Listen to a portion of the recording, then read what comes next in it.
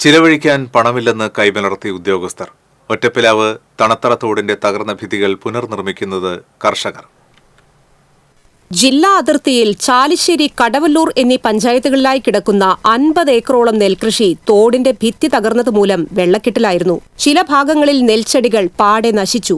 തണത്തറ റോഡിന്റെ നവീകരണത്തിന് പലതവണ പദ്ധതികൾ ആവിഷ്കരിച്ചെങ്കിലും എല്ലാം പ്രഖ്യാപനത്തിലൊതുങ്ങി. 2 കോടി രൂപ ചിലവിൽ തോടും മുട്ടിപ്പാലവും നവീകരിക്കുമെന്നായിരുന്നു വാഗ്ദാനം. പല ബജറ്റിലും പദ്ധതിയെക്കുറിച്ച് പരാമർശമുണ്ടായെങ്കിലും പണം മാത്രം അനുവദിച്ചില്ല.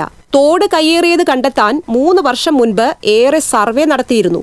അളന്ന് വേർതിരിച്ച കയ്യേറ്റ ഭൂമി കർഷകരുടെയും നാട്ടുകാരുടെയും ആവശ്യപ്രകാരം കോൺക്രീറ്റ് ചെയ്ത് ഉറപ്പിച്ച വലിയ കുറ്റികൾ കൊണ്ട് അടയാളപ്പെടുത്തിയിട്ടുണ്ട്. നിലവിൽ തോടിന്റെ സ്ഥിതി അതീവ ശോച്യാവസ്ഥയിലാണ്. പാഴ്ചെടികളും ചെളിയും ഒഴുക്കിന് തടസ്സമാകുന്നുണ്ട്.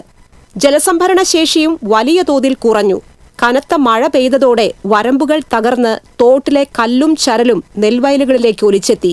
സർക്കാർ പദ്ധതികൾ അടുത്തൊന്നും പ്രാബല്യത്തിൽ വരില്ലെന്നുറപ്പായതോടെ കർഷകർ കയ്യിൽ നിന്നും പണമെടുത്ത് താൽക്കാലിക അറ്റകുറ്റപ്പണികൾ നടത്തുകയാണ്.